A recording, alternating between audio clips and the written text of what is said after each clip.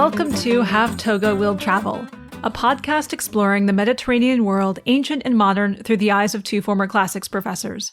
I'm Emily. I'm Cam. And we're your hosts. Big day today, because this is the day we get to talk about Christopher Nolan's Odyssey. Yeah, I mean, we've been thinking about what this film might be like for a year or more now. Oh yeah, at the very least. So before we jump into our thoughts here, we just want to sort of preface this by saying we haven't really been reading any other reviews of the movie. We've really tried to avoid that because we wanted to form our own ideas and opinions before sort of looking at what other people thought. That doesn't mean we haven't encountered them, but we haven't actively sought them. Right, it's impossible to avoid discussion about this in the various media channels that we sort of pay attention to. Yeah. But, still, what you're going to get here is sort of our more or less unmediated thoughts after having watched the movie a couple of times. The bottom line is, we think it's a good movie, but maybe not a great one. Yeah, I will say, I think we both liked it better on the second viewing than we liked it the first time. And that's, I think, partly because the things that kind of jarred us or sort of took us out of the movie the first time we watched it, we were prepared for on the second viewing. And so we weren't as shocked by it or pulled out of the movie by it in the same kind of way. Yeah, I was irritated at some things the first time I saw it and far less irritated about them the second time. Yes, you were very irritated after the first viewing. And I will say the film has some really just fantastic elements. There's some great moments. And it does try to engage with some really big ideas about war and its impact on both people and society. And so it does take some really big swings there. But in the end, we just don't think some of those connected in quite the way that Nolan wanted to with the film. Yeah, I think that's fair. So overall, if we were going to grade this thing, I think we'd probably give it a solid B. It's definitely a movie you want to go see in the theater because the visuals are actually pretty rewarding when you see it on a big screen. For sure. That said, we've also found that this is a movie that's difficult to talk about because there are things that we really loved about it, and we're going to talk about those. But we're worried that we're going to come across as if we didn't like it or that we're nitpicking the film because of some of the things about the film that bothered us. This is the nature of criticism. Yeah. And I will say that this is not necessarily a film that rewards deep contemplation of the film itself. I've sort of made the comparison in our conversations about it to a reflecting pool. It's really pretty. It serves a very clear purpose in its setting. It has value in its own right. But if you really go probing at it, you'll find that it's pretty shallow. I liked the other metaphor you used, which is the movie is sort of like a theater set. It looks solid and real, but once you start pushing on things, it can't necessarily stand up to the pressure. Yeah. And watching it a second time, sort of having some ideas about it, it didn't really get much deeper on the second viewing. So it wasn't as if we missed things the first time, because then we went in looking for these particular themes and such that we're going to talk about. But what we're going to do today is start off with a brief synopsis of the film, and then we're going to talk a bit about the parts that we really liked and what we think really worked, and then move on to the bits that we didn't think worked as well as they could have. Now, maybe this doesn't need to be said, but this episode will involve talking about aspects of the movie in a lot of detail. So this is not going to be a spoiler-free episode. And so if you want to go into the movie in a state of blissful ignorance about what you're about to see, probably a good idea to pause here and come back to this episode after you've seen it. So, the synopsis. The movie does generally follow the plot as it's structured in the poem, and it adapts the bulk of the poem itself. And just a reminder that in our last episode, we went over the plot of the poem in a lot of detail. So if you want a refresher about the poem, that's a good place to look. Like the poem, it starts in Ithaca, 20 years after the Trojan War started, where Penelope and Telemachus are dealing with Odysseus' long absence and dealing with the suitors who are there trying to marry Penelope. Telemachus, in the hopes of finding some news about his father's whereabouts, decides to travel to Sparta to visit Menelaus. We then cut to a beach where Odysseus is wandering in the surf. This, it quickly becomes clear, is the island of Calypso. And Odysseus has little to no memory of how he got there or even who he is. From here, the film pursues both of these storylines, Telemachus' trip to Sparta and Odysseus' efforts on Calypso's island to remember who he is. And both of these stories are intercut with flashbacks that are introduced as either the memories of Odysseus or the memories of characters that Telemachus talks to in his efforts to learn about his father. And so we get these extended scenes about both the Trojan War and about Odysseus' experiences after the war. Now, once Telemachus has learned more about his father, and Odysseus has remembered who he is and what happened to him, both men return to Ithaca. Telemachus wants to find a way to expel the suitors from his home without violence, which would violate Zeus's law, an important conception in the movie that's imagined here as a host's obligation to put up with pretty much anything from his guests. Odysseus wants to expel the suitors as well, but he's not so much worried about the violence so long as Telemachus, at least, is not implicated in it, because then Telemachus would face exile. Now, needless to say, their interests converge, especially when Telemachus figures out who Odysseus, posing as a beggar, really is. He helps Odysseus infiltrate the household, where Odysseus, still in disguise, takes a lot of abuse from the suitors and has a long conversation with Penelope.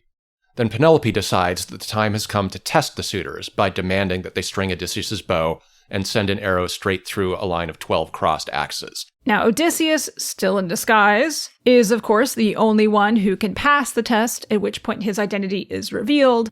And in a culminating fight sequence, he kills some of the suitors, including their ringleader Antinous.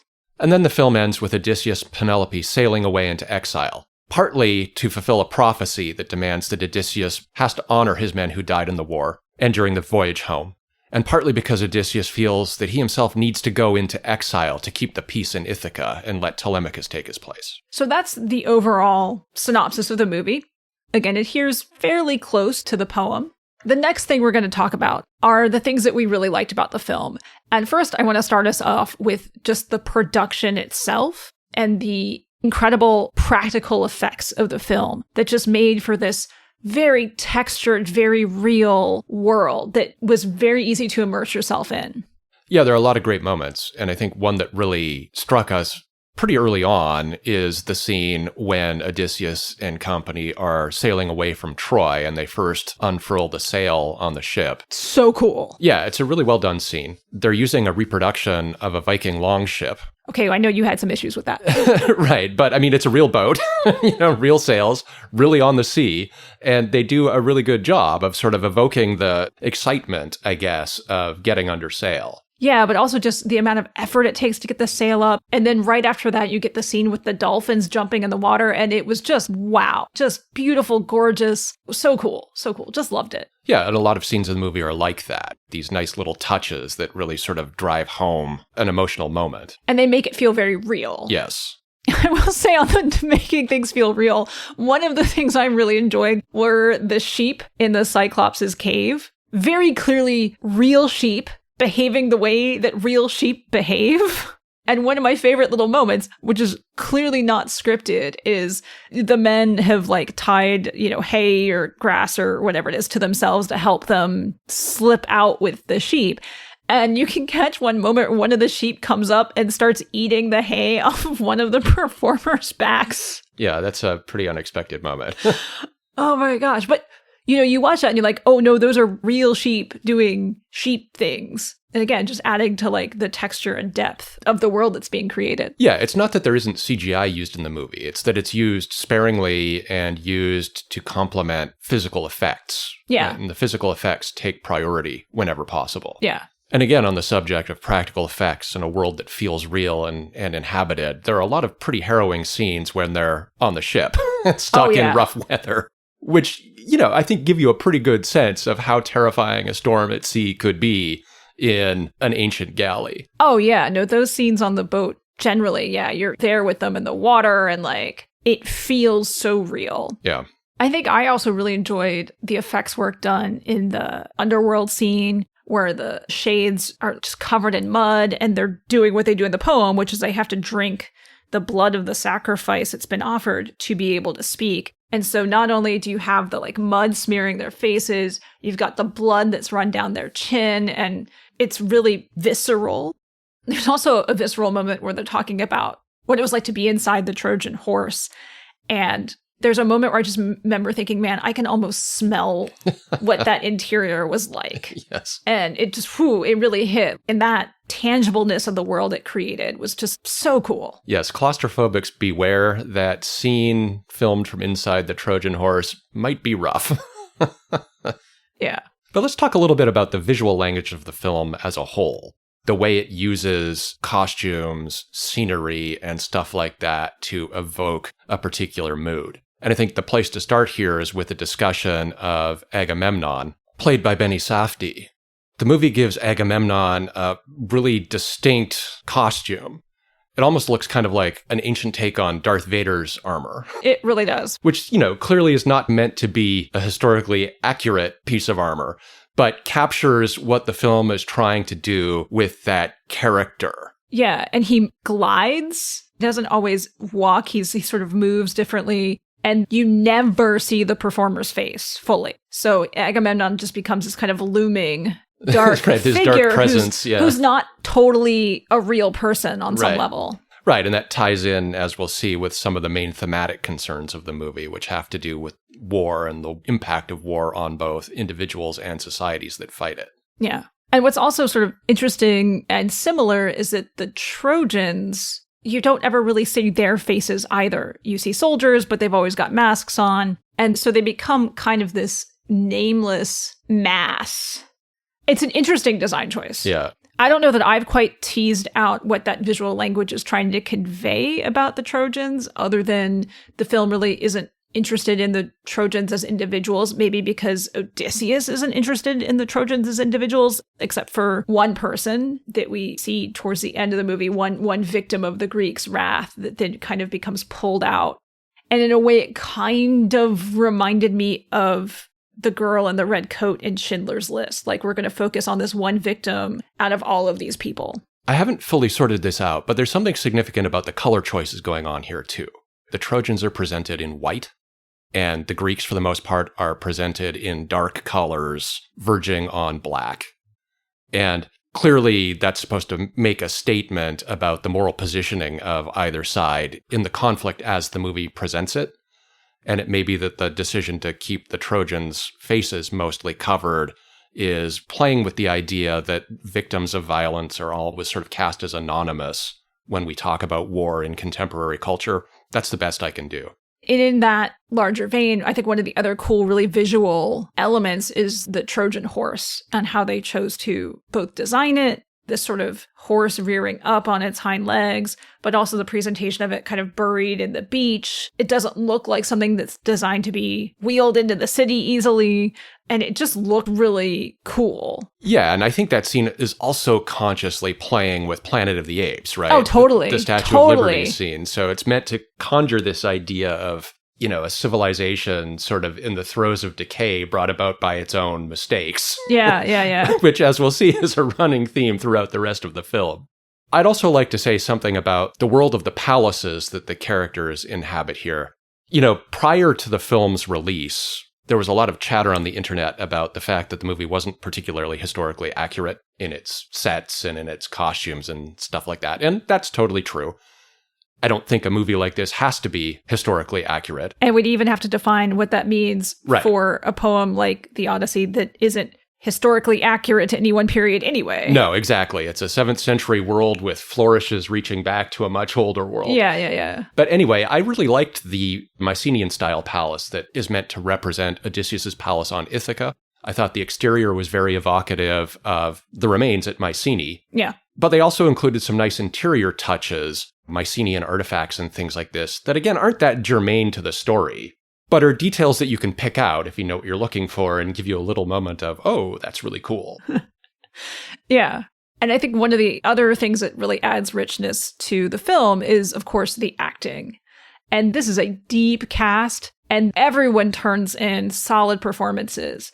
And you've got some fairly big-name people like Elliot Page and Lupita Nyong'o, who don't necessarily get a lot of screen time, but what they do with their screen time is really good. And so we're not going to necessarily talk about everyone here because that would take the whole episode probably to talk about every performance, but across the board, just really good acting to watch. Yeah, I really liked Himesh Patel in particular, who plays Eurylochus, Odysseus's lieutenant, I guess. And I think he did a really good job of sort of depicting somebody who is ultimately pretty frustrated about being at war for 10 years and stuck on this long trip home. Yeah, and also similarly, John Leguizamo, who plays Eumaeus, who gets a much larger role in some ways in the film than he does in the poem. takes that role and really makes it his own. Yeah, it's fun because here he's playing a character who is blind, and the physicality he brings to the role is really well done, right? And really sort of conveys how a character like that would move through the world, I think. Yeah. And then we get to the big three, and that's Tom Holland, Anne Hathaway, and Matt Damon. Yeah. And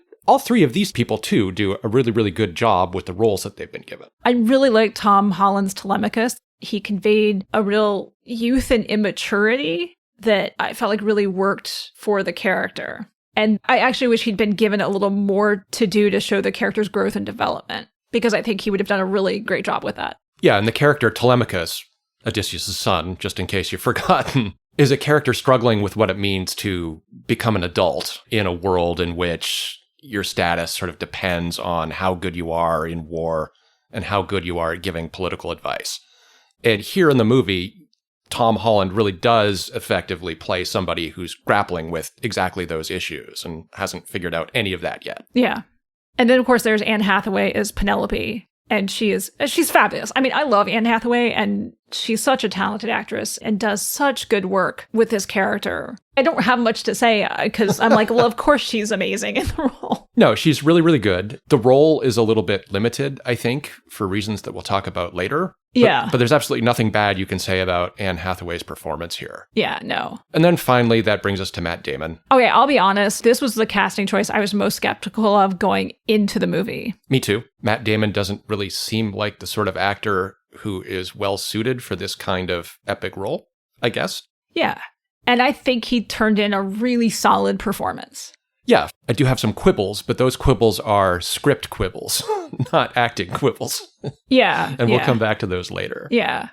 So I definitely went into the movie not having a lot of confidence in that casting choice and came out sort of the first showing being like, he did not annoy me at all in that role. Yeah.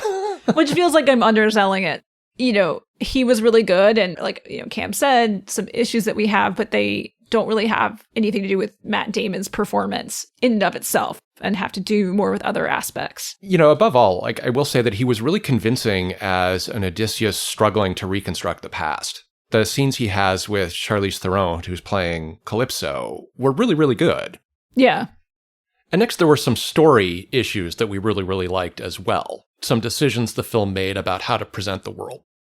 Yeah, one of the things I really loved was the way that they opened the movie with the bard telling the story of the Trojan War to the banquet hall. Not quite how the poem itself opens, but is evocative of it and draws on scenes that exist in the poem. So I love that kind of meta moment of this is the bard telling us a story, but it's a story within a story. And Travis Scott plays the bard. And I mean, the one thing I would say is like, I wish they had given him the opportunity to give his recitation of the story that he's giving a little more musicality, but loved that choice as a way to open the film. I also really liked the way the narrative structure of the film mimicked and paralleled the narrative structure of the poem. So the poem, the Odyssey, begins in, as they say, medias res, in the middle of things, late in the stages of Odysseus' attempt to get home. And the poem tells that story by engaging in looks back at the past, which are stories told by characters within the poem. The movie here follows that format pretty effectively. It too starts in medias res, late in the story. It too uses flashbacks to fill in background details. And those flashbacks are explicitly structured as memories of some of the characters in the movie. Yeah. And I think it actually makes the movie feel more engaging than if you had just been like, let's do this in chronological order. Yeah, the bad way to do it is the Armand Assante way. Yeah. Right? Not to pick on that miniseries, but yeah, hewing to sort of the structure of the poem is the right decision here. Yeah. We tried rewatching the Armand Assante film and we couldn't get through it. Yeah, the effects are really not great. Yeah, no, it's not good. One of the other choices that they made that I really enjoyed was one of these, flashbacks that you get ties together some of the elements that are going to be key to recognizing Odysseus when he returns to Ithaca. And that's sort of this like origin story, if you will, of the dog Argos, a story about Odysseus's bow, and about the hunting scar that he has that will be used to identify him. And those all get sort of tied together in one backstory. And I thought that was a really efficient way of setting up all of these elements of recognition really nicely. And then finally, the movie focuses heavily on the adventure story elements of the Odyssey. That is, it focuses on the story Odysseus tells about himself in the poem and about his journey that took him from Troy to Calypso's island. And in the film, a whole lot of these adventure stories are really, really good when treated as isolated episodes. Yeah. So first of all, of course, the scene in Polyphemus' cave. Polyphemus, for those of you who don't remember, is the name of the Cyclops. Yeah. We talked about like the sheep and how much I loved the sheep in that scene. But also some of the design choices they made for Polyphemus were just really, really cool and really striking. Yeah, we get a Picasso-esque Cyclops, I guess. So they imagine a creature with one eye, which of course is what a Cyclops is. But what you get here is a Cyclops whose face has been twisted and contorted, and the eye is aligned vertically rather than horizontally. It just looks really creepy. Yeah. But that scene is also just effective because it's sort of a masterpiece in small-scale horror. Yes. Odysseus and his men are in a dark cave. They can barely see anything, and these giant hands come down out of the shadows and grab individual crew members and eat them. And it's just really, really well done. Yeah, when they first see the Cyclops, the like, holy crap look on everybody's faces. Yeah. It's just really, really well done. It reminded me a lot of the Pale Man in Pan's Labyrinth. Yeah. Which also is a scene that involves eating in disturbing ways. Yeah. Classic horror. One of the things I found really interesting about that scene was the way it rethought the escape. Because in the poem, Odysseus and his men are like tied to the bellies of the sheep and get out that way. After the Cyclops has been blinded. Yeah. But if you're dealing with real sheep and real people, this is not going to work. No, sheep, generally speaking, are just not big enough to actually make this work. Yeah, so they came up with the way that the men are going to get out by kind of crawling with grass and hay and whatever tied to their backs so that it'll feel kind of like a sheep's back when they go out with the flock. As Polyphemus is, trying as he's to feeling, yeah. And I thought that was a really interesting choice to think around a very practical problem. Yeah. The other scene I really liked, though I'm sure not everybody will like this, was Odysseus' encounter with the sirens. Yeah. So in the Odyssey, the sirens are these mythical creatures, usually conceptualized as half women, half bird of some sort. And their song lures people to their deaths, lures sailors to kill themselves on the rock as they try to reach the sirens. Both in the poem and in the movie, Odysseus and company deal with the sirens by stuffing their ears with wax so they can't hear the siren song, all except for Odysseus, who decides he really wants to hear it and has himself lashed to the mast by his men. What the movie does is shift perspective from Odysseus to his men, in particular to Eurylochus, who, because he's got his ears stuffed with wax, can't hear anything. Yeah, and you can hear as the wax goes in that the sounds get more and more muffled, and it's just a really neat effect. It is a really neat effect, and what that means is that the viewer is locked into Eurylochus' perspective. You can't actually hear the song. All you can see is Odysseus screaming and thrashing against the mast. Yeah. And I thought it was just a really effective way to sort of convey that without having to create a soundscape that lives up to Homer's description of how the song actually functions. Yeah. It's also kind of cool because it's a moment where we really see the Odysseus from the poem. Odysseus could have put the wax in his ears just like everybody else. But he's like, no, I'm the guy who wants to hear this thing for myself. I want the glory of being the only person to hear the siren song and live. Yes, yes. And that's a one moment where it really does best access the Odysseus as we see him in Homer's poem. I also think visually the sirens worked here too. I mean, they're not depicted as harpy creatures. You can't see them very well. You can't really see them very well because they're shrouded in mist, and the tone they're going for is, like something that is desirable, but it's just out of reach and you can't quite lay a hold of it. So I just thought that scene was really, really well done. Yeah, for sure. Another scene I really liked, and I've talked a little bit about this already, is the underworld. And in the poem, what they do is they dig a pit, they offer sacrifices, and then ghosts start coming out from the ground. And then there's this weird slippage between, we haven't actually gone to the underworld, but we're also in the underworld.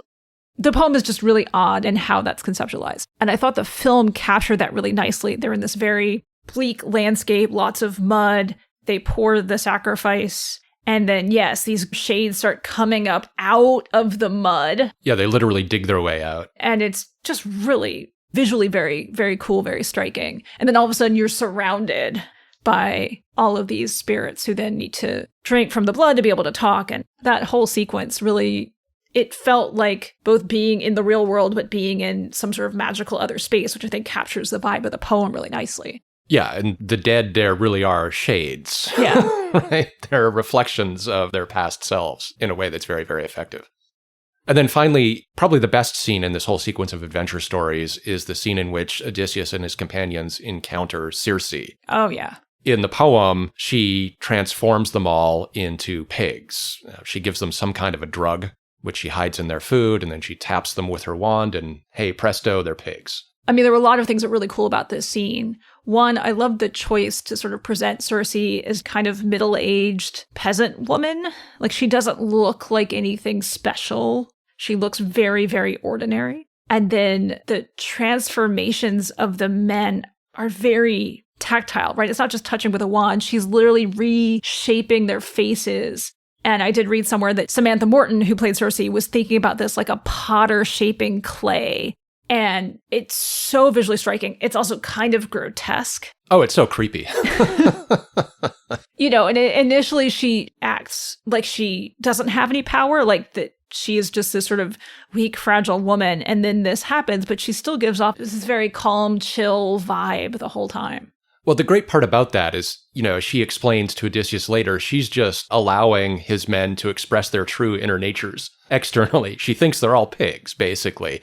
And when she reverses the enchantment and turns them back into people, she sits there whispering, back into your disguises, everybody.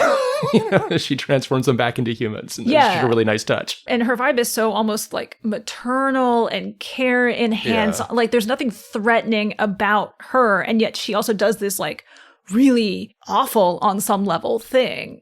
Well, it drives home that they are in the grips here of powers that they just don't understand, right? Yeah. Which I think is true to the poem, but done in a much more effective way on screen here. Yeah, and I really loved Samantha Morton's performance as Circe. She was really great in that role. Outstanding. And then finally, the one thing I really liked anyway, and I know that this is not going to be an opinion universally shared among people who watch this movie, is the way that the gods were depicted in the film. Yeah. The film backs away from what the poem does. The poem actually shows the gods as characters, especially Athena, who pops down and intervenes in various ways.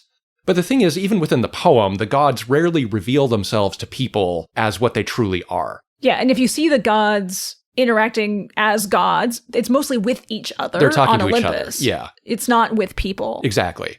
The movie presents gods in a different way. Athena does appear, mostly to Odysseus, looking like a young priestess of Athena who was murdered by the Greeks right in front of him at Troy. Assuming, of course, that she isn't just a figment of Odysseus' imagination, which is a potential interpretation of the film, one it kind of flirts with, but we tend to skew towards it's Athena and not Odysseus' imagination. Right. But otherwise, the gods make their presence felt in the way that gods actually made their presence felt in antiquity, through nature, basically, through signs, thunder especially. And there are some really cool moments, I thought, when you can hear Zeus speaking in the film at moments when Zeus is said to intervene forcefully in the poem. So the ones that really stood out to me, on second viewing anyway, were when Calypso and Odysseus are talking to each other very early on, and Odysseus says something like, I really want to remember what happened to me. And Calypso is resistant to this. She wants to keep him there with her. And she starts to express that, and all of a sudden there's a rumble of thunder, and she stops, and she rethinks what she's about to say, because she knows exactly what that thunder means. Yeah, it's so subtle. Yeah. It's so well done. So that's a lot of the things that we really liked about the movie, we thought were really well done. But, we would be remiss if we didn't try to unpack some of the things that we maybe didn't like as much. And it's just worth a reminder that when we're looking at films like this and evaluating them, we are very mindful of the fact that every translation, every adaptation of a piece of material is an act of interpretation. And so, the question we go in with is, do you end up with an interpretation that is interesting and coherent, that honors the source material? Yeah, this is really difficult to do. You clearly have to have enough knowledge of the source material to understand it as best as you can. And then you need to make choices about what you're going to emphasize, what you're going to cut, that sort of thing, in a way that allows you to actually deliver an interpretation that is convincing and moves people. And so we like to see really smart, interesting, strong choices. And, we think this movie made some really strong choices, but I don't know necessarily how smart or insightful or internally consistent some of those choices were. Right. So for me, the main problem I had with the film is that it seems like there's a real misalignment between the story that the film actually tells in the images it displays and the way it's plotted and so on, and the themes that Christopher Nolan clearly wants to explore.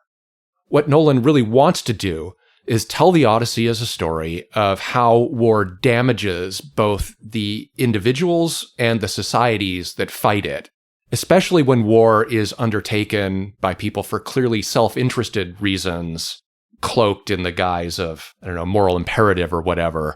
So in this case, you've got Agamemnon wanting to control trade routes so badly that he's willing to take Helen's abduction as a pretext to fight a war. He's willing to sacrifice his own daughter to get there, and so on. And this leads to bad consequences in the world of the film. Yeah.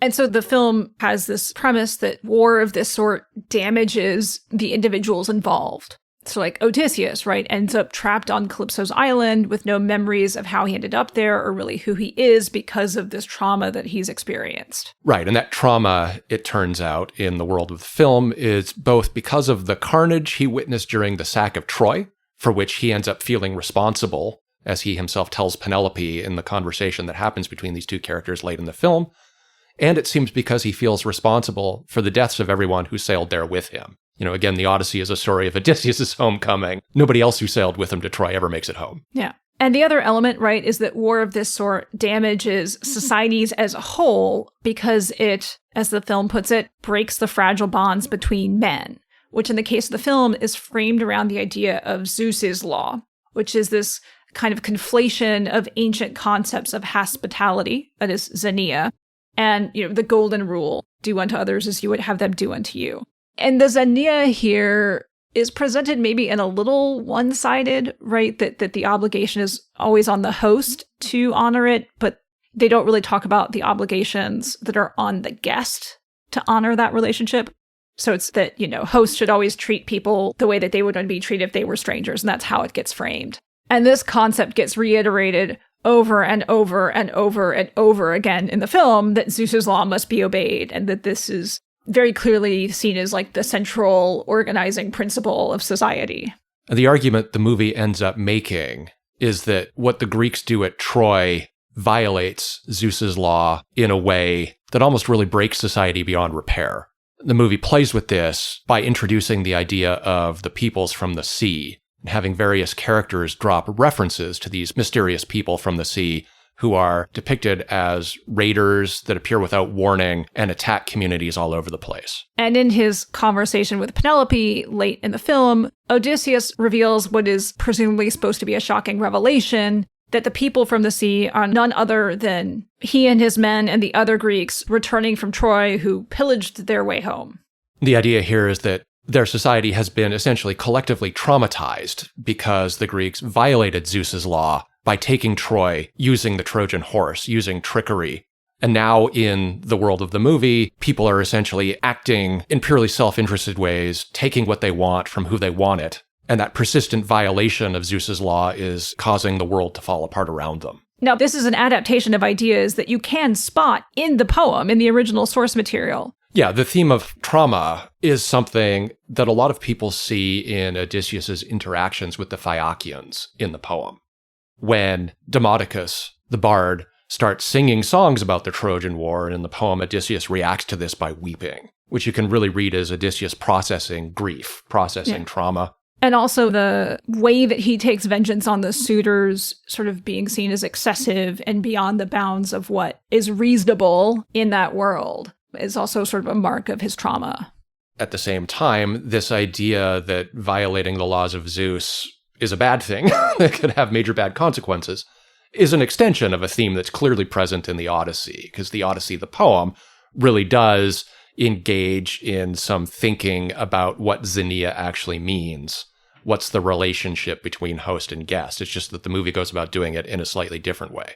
And both of these, the idea that war damages individuals and that war damages societies, are huge ideas. They're big ideas, and they could be really impactful if they're done well. I can easily imagine a movie in which these are developed well and effectively, and Pasolini's The Return shows you that this is possible by offering a pretty good reading of Odysseus as someone traumatized by war. Yeah, unfortunately with the Nolan film, we just generally don't feel like the film did the work it needed to do to really drive these themes home effectively. Yeah, and I think the main problem ultimately is the movie forgets a very important rule, which is show, don't tell. It does a lot of telling us what we're supposed to think without showing us a narrative that actually drives those themes forward. Arguably because Nolan decided he didn't want to risk alienating the audience. We think maybe that's something we'll come back to a little bit later. Yeah, and so the result is, in the end, a very superficial treatment of these things that ends up being coupled with some really ham-handed dialogue so that it can tell us what we're supposed to think without showing. Some lines of like, our civilization is collapsing, or the age of bronze is ending. And I just feel bad for Matt Damon that he had to deliver that line. Yeah, he got some really, really horrible dialogue in the last half hour of the movie in particular. Yeah, there were some really bad lines. Anyway, this basic problem that the film relies too much on telling and not enough on showing, and therefore doesn't really develop these themes as well as it could, is really, really clear when it comes to the war damages society's theme. In the movie, this theme really does hang on Odysseus' revelation at almost the very end of the movie. What he says is the Greeks captured Troy only by breaking Zeus's law, by offering a gift, and by using the Trojan horse as a trick, and sort of breaking this fundamental law of hospitality, and that in doing this, they broke themselves and the world around them. Penelope at that point responds by saying, "You are the sea peoples." And Odysseus says, "Yes, my queen." Yeah. Dun dun dun. Yeah, okay. And before we even get into the problem of telling instead of showing here, can we just talk about the problem with the movie's internal coherence in this big reveal? So Odysseus, at the end, they violated Zeus's law because they left this gift for the Trojans that wasn't a real gift, and this, fundamentally breaks Zeus' law on a society-wide level. But what's interesting is when we actually get the story of the Trojan horse as it's told by the bard at the beginning, when the Trojans encounter Sinon there by the horse, Sinon tells them that the horse is a gift for Athena. And then the Trojans, of their own accord, decide to take it into the city. So it's not explicitly cast as a gift for the Trojans. The Trojans could have just left it alone. But then later, when Odysseus is telling the story, he talks about how it's left as a gift for the Trojans, as a symbol of peace, etc. And that's not actually how it's presented earlier. Yeah, it's a problem that the movie doesn't clearly explain how the Trojan horse stratagem is in some way a violation of Zeus's laws as the movie itself has constructed those. Yeah. It tries to do that indirectly, maybe through metaphor, a metaphor that Odysseus draws about the difference between fighting and hunting. And he tries to cast hunting as stealthy and therefore bad in some sense. But again, it's not something that the movie actually convincingly engages with. Yeah, and this problem of internal incoherence actually is connected to this problem of telling and not showing. And here the big thing we need to talk about are the sea peoples. Because even though we've got this idea that Odysseus and his men are the sea peoples, and we hear all of this talk about the sea peoples and how violent they are, all of that, the film just actually doesn't show us that the trauma of war has made Odysseus and his men worse in any clear way. Yeah, the closest it comes to doing this is in a scene early in their voyage home when Odysseus and his men raid a coastal town as they're searching for provisions. This is clearly modeled on an episode that actually takes place in the poem, Odysseus' raid on a city inhabited by the Cacones. Now, Odysseus and company are clearly not really good here, right? They're doing something bad. They're taking other people's stuff. But the thing is that in the movie, their behavior is actually pretty restrained, given what we might expect, and particularly in relation to how this episode is presented in the poem. Yeah. So it's clear that the men are sort of willing to engage in violence to get the supplies they need to get home, although I will point out that the sanction of engaging in violence is not given by Odysseus, but by Eurylochus, his lieutenant, if you will. But the purpose in getting these supplies is to help them get home, and it's not necessarily for self-enrichment or anything like that, right? It's meeting basic needs, not anything else. But the problem is that the movie doesn't even really go with that idea, right? Because it turns out that the villagers have abandoned their houses before Eurylochus and Odysseus' crew actually arrive. So yeah, the violence isn't needed. Right. It's a very puzzling scene, right? Eurylochus and his companions have clearly set fire to the village. And are taking all the stuff from it. But the movie is also at pains to suggest that nobody was hurt.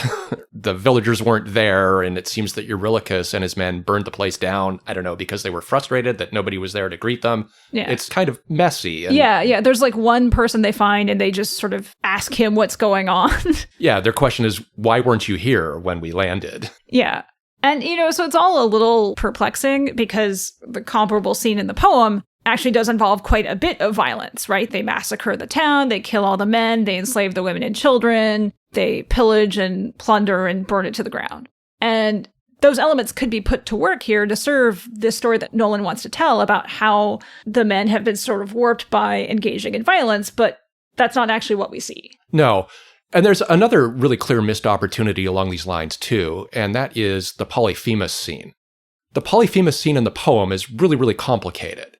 Because, yes, Polyphemus is wrong to eat them all. Clearly, we sort of established in our episode last time that you shouldn't eat your guests.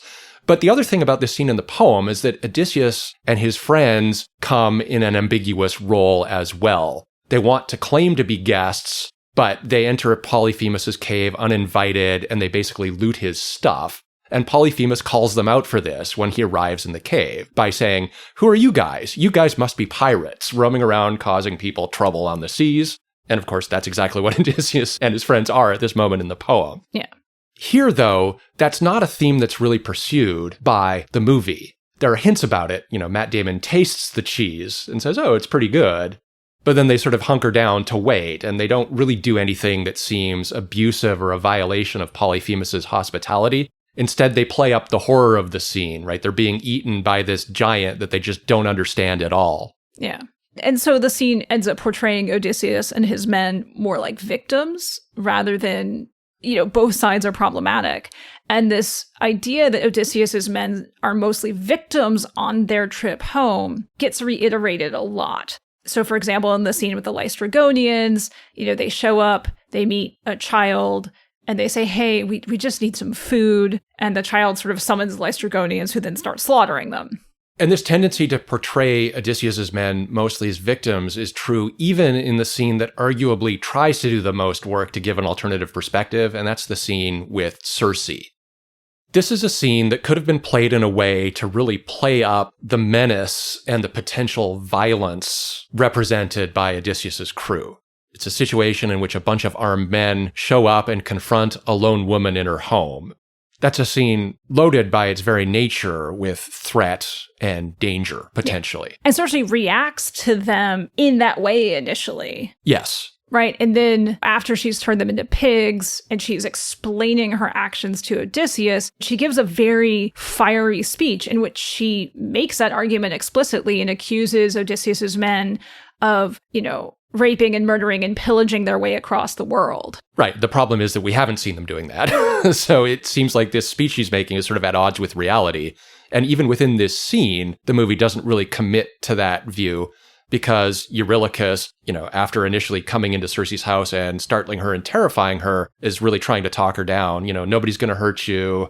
We're not here to harm you. We're just looking for some food. Yeah, so it undercuts that threat and menace immediately. Yeah. And don't anyone think that Odysseus' men might actually harm this woman in the way that she's afraid. Right. So we have that problem on one hand of Odysseus and his men never actually seem that threatening or damaged even. They just want to get home. Yeah. And at the same time, the threat of the sea peoples also feels a little hollow. And the film actually doesn't, I think, do a real good job of developing those stakes.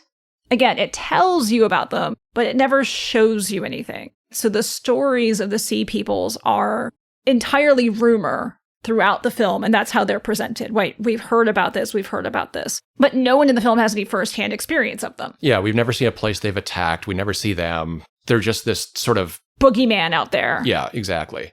Yeah. We never meet people who've actually survived an encounter ever. Yeah. And they do say that, they only know about them from traveler stories, because this is the only way that you get news about anything, is having, random travelers come by and tell you stuff, which for me provokes the question of like, so are we supposed to believe that this is a world where nobody has messengers? There's no envoys going from one king to another. They're not merchants out there working the trade routes who come by regularly, who are like known people. Like, we're just imagining this world in which every community sort of exists in isolation until a random traveler shows up and brings some sort of news from elsewhere.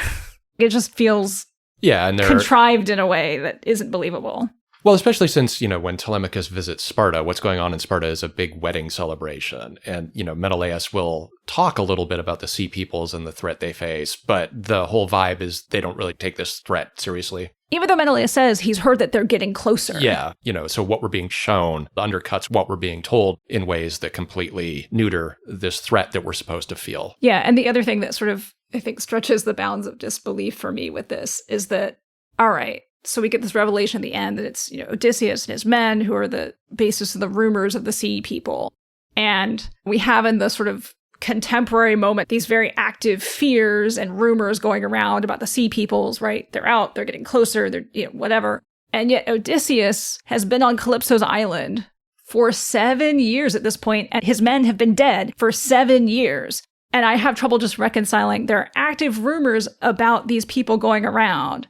And the people that are supposedly the reason for those rumors have literally been off the board for almost a decade. Yeah, there's a lot that just doesn't work here. And again, it's frustrating because, this is a theme that could be really, really powerful if executed well. And it just isn't. The film wants us to believe that war damages societies to the extent where things fall apart.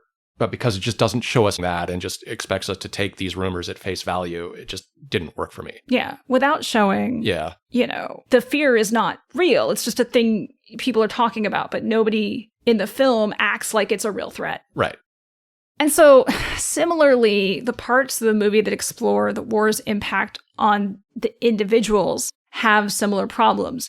And some of this we've talked about with the behavior of Odysseus's men, but also the film, we don't think, does a real clear job of charting Odysseus's psychological struggle. Yeah, I think what the movie is trying to do is to position the deaths of what's left of Odysseus's crew in the final storm that they have to go through as sort of a breaking point psychologically for Odysseus. This is the moment that pushes him over the edge by building on his earlier trauma, which the character later explains as his feelings of guilt for what happens in Troy after he uses the Trojan horse to take the city. And to be fair, the movie does a decent job of showing that Odysseus is haunted by one particular episode at Troy, the murder of the priestess of Athena, whose form Athena herself adopts whenever she visits him. But when it comes to the crew, though, the film didn't really do enough up to this point to really convince me that Odysseus cared about them all that much, or necessarily even that the viewer should, because I sort of read a lot of those crew members as red shirts. Yeah, so I'm going to disagree with you a little bit here, because I think it does try to show that Odysseus cares about his crew, at least as a collective of people that he's responsible for. But I will agree that I don't think the film makes us care about actually the crew themselves, other than Eurylochus. They don't really get characterized in any way. So as an audience, I care less about what happens to them. Yeah, none of them have personalities other than Eurylochus. Yeah. We don't have a relationship with any of them. But I take your point that there are definitely moments where the movie is trying to suggest that Odysseus does care. So the big moment is Polyphemus' cave. Early on, there's an initial escape attempt, and about half of them get out, including Odysseus. But he then realizes that half his crew is still stuck inside, so he decides to go back and try to save them. Yeah. Right, so that's one of those moments, I think. Yeah, and I think what I'd put it there is the film is interested in Odysseus's relationship with the crew as it speaks to Odysseus's position as a leader. Yeah, that's maybe the better way rather to put it. than in caring about the crew itself as people. Right. In another moment, we can see some of this idea of Odysseus as a leader in his relationship to his men is the conversation between Odysseus and Sinon in the underworld. Sinon had been one of Odysseus's men, someone he had known as a young man on Ithaca that he brings with him to Troy. And Sinon is the person left behind with the Trojan horse after the Greeks pretend to leave. I will point out Sinon's not actually in the Odyssey, although he shows up in other tellings in antiquity of the story of the Trojan horse. Although in those poems, he himself is a trickster and he is left behind to intentionally lie to get the Trojans to take the horse into the city. Not the case here. Not the case here. In the case here, right, Sinon volunteers for this role and is lied to by Odysseus about the Trojan horse. So he has no idea that there are soldiers in it. Anyhow, Sinon is killed by the Trojans, and Odysseus encounters him in the underworld, and Sinon accuses Odysseus of concealing the truth about the Trojan horse plan from him, basically to use him as a tool to set up the Trojans, knowing all the while that Sinon is going to die. Yeah, and it's clear that the movie is trying to argue that Odysseus is suffering from feelings of guilt at this point. Yeah, that Sinon kind of represents the bad choices Odysseus has made and how it affects other people. Yeah, exactly. But this is like a theme that isn't really developed in any extensive detail in anything that happens before this. So it kind of comes not quite out of nowhere, but pretty close to out of nowhere. Yeah, and even in the scene with Sinon, Odysseus doesn't really internalize what's being said. He's just like, we had to because the plan had to work this way. And I really wish you hadn't volunteered for it. But like Odysseus didn't pick Sinon volunteered. And this was something that served the larger army.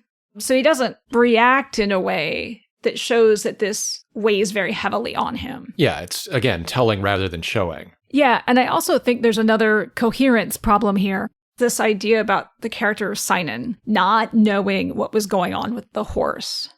For me, where this kind of falls apart is that the film shows Sinon watching them build the horse, like it's being built right there by the ships. And yet somehow we're expected to believe that he also had no idea that it's a trick, that people are hiding inside it. Did they send him out to run errands? Like, he knows he's going to be left behind. We have no idea what they've told him about why they're just going to leave him behind if he's not in on the trick. I just can't believe it. It's a little unbelievable. Yeah. Yeah. Now, a second aspect of this trauma narrative suffers from that same basic problem, that you don't really see Odysseus reacting in ways that sell the story.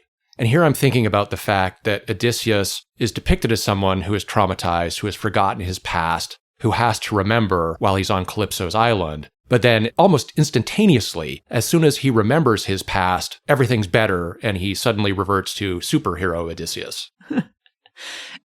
Yeah, the sort of mental psychological recovery that he should need to go through to recover from this trauma isn't really ever explained. Like, his recovery just seems to be some sort of combination of actually remembering the past, which I would point out is just like a first step to recovering from the trauma. Yeah. And then, surrendering himself to Poseidon's punishment is kind of all he needs to do to recover from the trauma. But the other thing that bugged me here, and maybe even a bigger issue, is that his later behavior seems to be at odds with this argument that he was traumatized by very specific factors. So part of the cause of his trauma in the movie, again, seems to be the guilt he feels for what happened at Troy after the Greeks used trickery to get into a position to win the war. And in spite of that, what happens in the last 45 minutes of the film, of course, is that Odysseus once again uses trickery to get himself into a position where he can win a struggle. This is the internal struggle in his household. And he comes into his household as a beggar, fools everybody, and then kills a whole bunch of them. Yeah, and in point of fact, claims hospitality as a beggar. Yeah, so there's like a real contradiction there between the alleged source of his early trauma and what he does later on in the movie, which sort of suggests that if there was a lesson to be learned, he didn't learn it anyway. Yeah. So another issue that came up for us that is sort of related to the lack of development of both of these themes is how the film actually interacts with violence. For as much as the film purports to be interested in exploring the impact of violence on individuals, on societies, etc., it really goes to great lengths to sanitize the violence, to flatten out any moral complexity. So, right, it wants to explore the negative impacts of violence without actually showing the characters engaging in any sort of problematic violence or doing anything that risks alienating the audience from the film or from Odysseus. And I did happen to catch a bit of an interview with Christopher Nolan where he's pretty explicit about the fact that he didn't want to include any violence or anything else that might alienate the audience or make the audience want to look away from the screen. Right, and as we've mentioned already, one major aspect of that problem is this whole idea that Odysseus and his men are the sea peoples. They've been damaged by war. They've become violent to the point where they don't respect norms and things like this. That's an idea that's never actually developed because, once again, we don't see them engaging in the kind of violence that would sell that story. Yeah. And just like more generally, for as much as we're talking about warfare and all sorts of elements of violence, I can only think of a few moments where you actually see blood in the film. One is the sacrifice at the underworld. One is when they're hiding in the horse and the Trojans are like stabbing into it and someone actually gets stabbed and you get some blood on the blade. And then with the Lystrygonians sort of slaughter people, I feel like you can see some blood in the water. But other than that, there is no blood despite having several fight scenes that involve swords and like people getting their throats cut. No blood at all. But the problem is even deeper than that, because the film really doesn't want to engage with what the consequences of war and violence in the ancient world were actually like. Yeah. So one of the big things that happens, both in the ancient world in reality and within the worlds of the Homeric poems, is enslavement. Usually the men are killed, women and children are enslaved. It's a really violent, horrible process. And if staged correctly, it would really drive home the costs of this kind of violence. But the movie just doesn't want to go there at all, even though it's right in the source material. Yeah, and the film asserts that part of what traumatizes Odysseus is the extreme violence he witnessed in the sack of Troy. Right. But that violence is really downplayed. I mean, we do see a lot of fighting, and there are two really quick cuts of Greek soldiers killing Trojan women that we notice. But we don't actually see, say, bodies or captives in the aftermath or anything like that.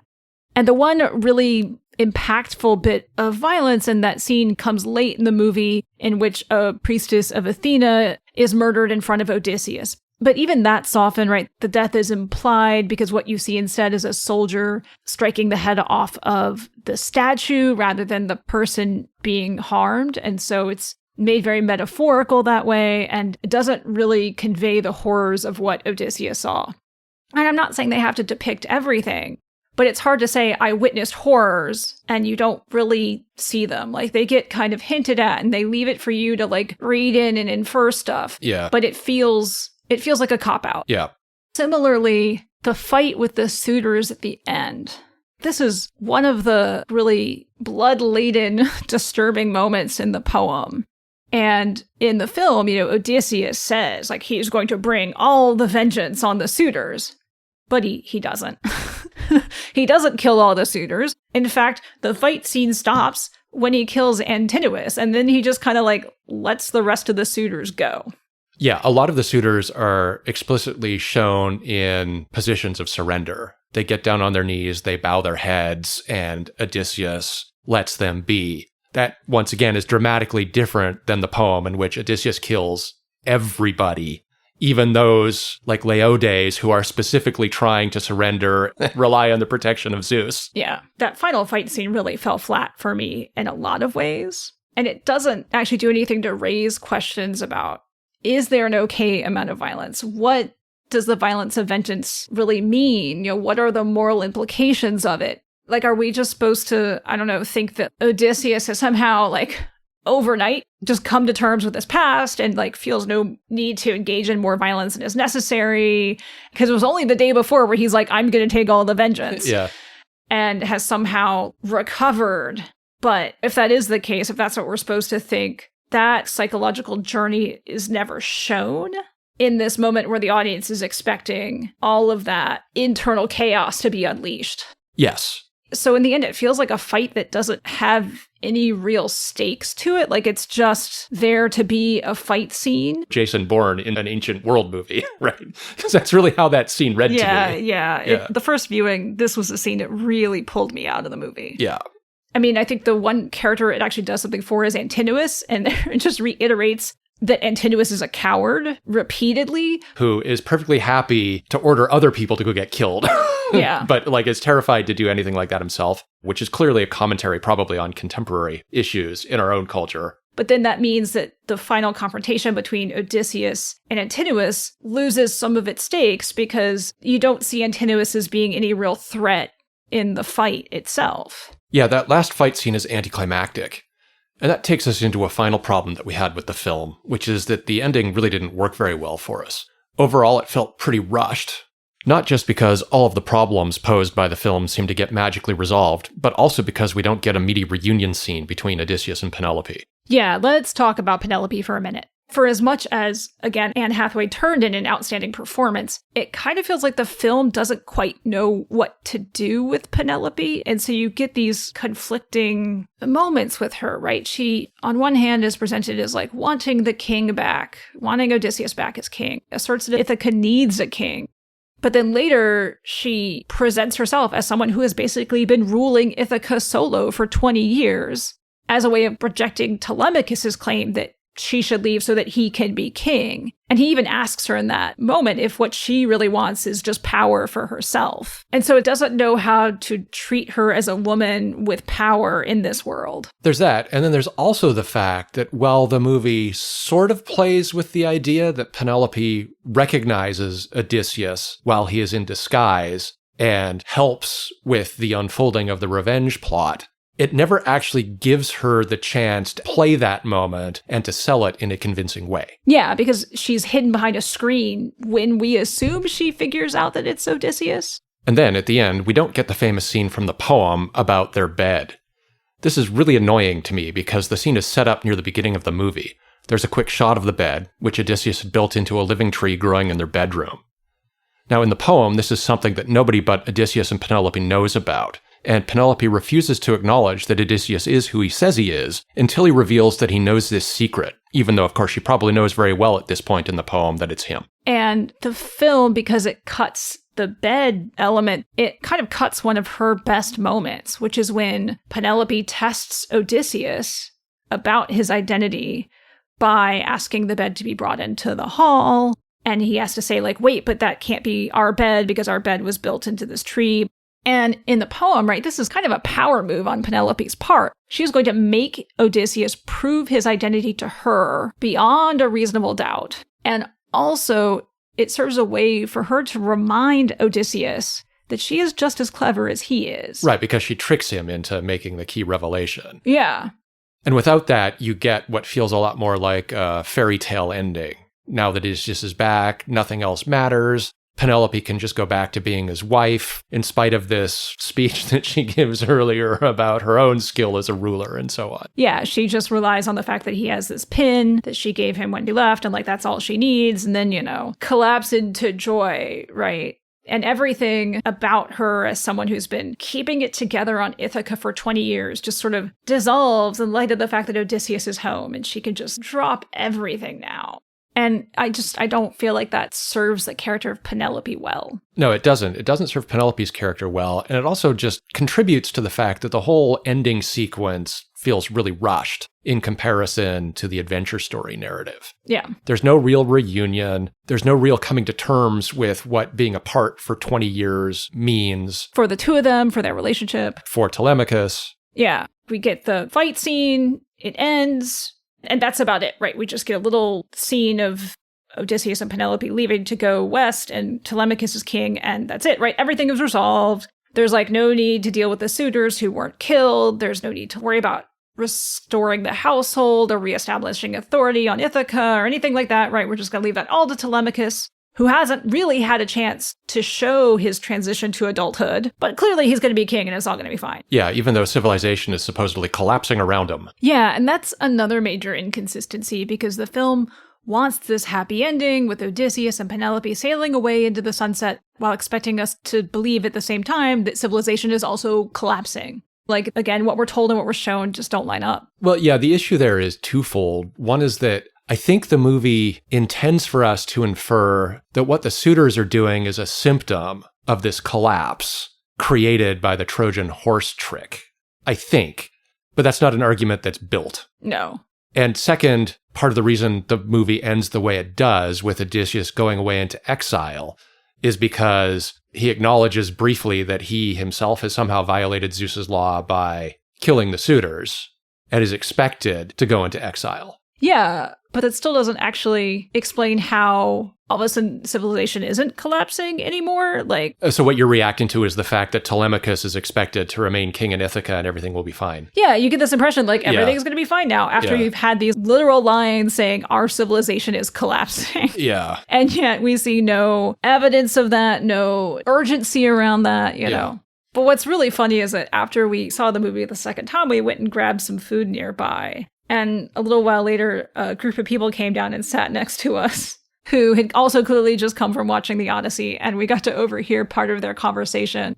And these inconsistencies were actually something they were commenting on. So, they highlighted this bit about Odysseus complaining about how poorly and obliquely the gods communicate. And then they point out, but you got these prophecies that told you explicitly everything that was going to happen. Yeah, Circe and Tiresias, yeah. Yeah, and then another comment I caught was someone says, well, just watch me, I'm going to do this thing. And then he doesn't do it. Yeah. And so they were sort of frustrated by that. So that's pretty clearly the vengeance. I think that's what it was, but I didn't quite catch it. But it was sort of interesting to hear, kind of random people talking about the movie.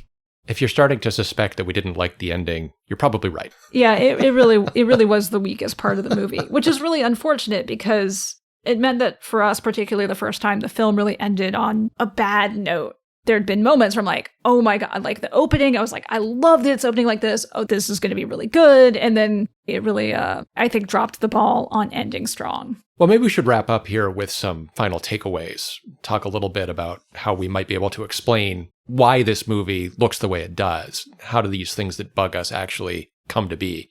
Yeah, so first of all, for as cool as those adventure scenes were, in many ways, the film does sort of fall into the trap that a lot of films fall into, which is it spends a lot of time on those adventure stories. And in the end, they don't really seem to add up to much in the larger story. So they're really cool to watch. They were some of my favorite parts of the movie, but they don't always feel like they're serving the larger narrative effectively as the film wants to construct it. And I will say that, I definitely got to a point both times watching the movie being okay, I am ready for these scenes to end. Not that they're bad, but they don't feel like they go anywhere. And I really want to get on with the story. Yeah, just to put this into perspective, the movie runs for 2 hours, 45 minutes or something like that. And it takes almost 2 hours for Odysseus to get to the end of remembering the adventure stories. So that's 2/3 of the movie's runtime. By comparison, in the poem, those adventure stories take up a much, much smaller chunk of the narrative. They're 4 out of 24 of the poem's books. Yeah. The poem doesn't treat them as really an elemental part of the story. It's not interested in the details of what's taken Odysseus so long to get home. It's much more interested in what happens when he gets to Ithaca. Yeah. The second thing that I think is going on here is that Christopher Nolan decided either that the stakes in the poem weren't weighty enough and that he had to add stuff in to make those stakes seem more dramatic. And here I'm thinking of, the world is ending theme. Yeah. Or he had a story that he really wanted to tell, but he felt unable to develop a narrative that actually ran with those themes, probably because he wanted to stick with the structure of the poem, the adventure stories and so on. And he just sort of lays those themes inelegantly on top of the pre-existing narrative structure. Yeah, I do think there is a sense that he's trying to raise the stakes of the original story with these themes that he wants to explore, but he's also not willing to explore them in any way that will provoke a negative reaction in his audience. Yeah, that could be. For what it's worth, these are very contemporary themes. So I can see why he goes with these, right? He wants to give an interpretation of the Odyssey that resonates with modern audiences. And you couldn't do that. And again, I'll cite The Return as an example of precisely that kind of approach to the material. It just doesn't work here the way he wants it to. Yeah, and I think connected to that is the fact that the movie really seems to need to portray Odysseus as, a quote, good guy, despite his trauma, despite whatever it might say about him. And so the decisions that we see him making all seem to be motivated by Odysseus trying to be a good leader, by thinking about what's best for the group. Even if, he expresses some regret about those decisions or talks about those decisions in a negative way, we don't actually see him acting in this sort of self-interested or problematic way. He's trying to be a good leader the entire time. And Athena actually tells him that at a late stage in the movie. Yeah. But also, he never really does anything that's going to make the audience dislike him. So even in those moments where the picture hints at Odysseus' men doing something violent or harmful, it's not Odysseus giving that order. It's usually Eurylochus. Yeah, and I mean, generally speaking, when there's a bad decision made among Odysseus' men, that decision is actually usually led by Eurylochus and not Odysseus. Yeah. And even during the sack of Troy, it's not Odysseus who's running around killing helpless civilians. Neither are his men, at least as far as I can tell. And similarly, the film really smooths over Odysseus' relationship with Calypso. You know, Odysseus isn't cheating on Penelope. He has no idea that he even has a wife. And as soon as he remembers her, then all of a sudden he's sort of horrified and has to leave. And so it smooths over that. And, and I would say, right, like, he washes up on a desert island. He has no way to leave. And he's stuck there for years with this woman. I think we would have trouble finding fault with him for having a relationship with her as it's set up. But, like, they're very conscious to even eliminate that level of complexity for him. Right. There's no suggestion, for example, that he has a relationship with Circe, which is definitely a feature of the poem. Yeah. But he definitely doesn't have a relationship with Circe. No, not in the movie. Yeah, Odysseus doesn't do anything bad. Again, doesn't do anything that risks alienating the audience from our main character, which, as we said at the top, makes for a movie that is a little shallow in its substance, which is unfortunate because it does want to develop themes that could ask an audience member to engage with a lot of complexity, but it just really pulls back from doing that. So those are some of the things we think didn't work as well in this movie as they could. And we've probably spent a lot more time talking about those than we did about the things that we liked. But that's sort of the nature of criticism. You're engaged in the process of analyzing what you think could be better or more effective. None of that criticism should be taken as an indication that you shouldn't go watch this movie. If you're at all interested in ancient stuff, you definitely should go watch this movie, and you should see it in the theater. Yeah, even if you're not interested in ancient stuff and you just want to watch a good movie, it is a good movie, and it's definitely worth seeing in the theater. I would rewatch it, and I think seeing it in the theater is really key because of the really cool visual elements that we talked about earlier. Yeah, and for what it's worth, this is a movie that does engage with the ancient world in ways that are going to get people talking about it and interested in the material and rereading it and arguing about it. And all of that is good, especially if it prompts them to explore some of this material more deeply. Yeah, the film is an entrance point. So yeah, go see it. In spite of our quibbles. And those sheep get some credit too. The sheep, yes. The sheep. Well, that's all for us today. We're going to engage with some of these issues about Odysseus and the Trojan War in our next couple episodes as we look at some of the tragedies, ancient tragedies that engage with these themes. So we're going to kind of unpack some of this a little bit more in our next couple episodes. Yeah, the next episode will be about Sophocles' Philoctetes. And what we'll talk about is various ways in which 5th century Greeks thought about Odysseus. Yeah. And then following that, we'll look at Euripides' Trojan Women, which is an ancient attempt to grapple with some of the consequences of violence on a city-ending scale, right? Yeah. Looks at the aftermath of the Trojan War. Yeah. So that's all for today. I've been Emily. I'm Cam. And this has been Have Toga Will Travel. Subscribe wherever you get your favorite podcasts, or you can follow us at havetogawilltravel.com or on all the socials. And if you liked this episode, please tell your friends about us. That's a great way to help us grow the show. Thanks for listening, everybody.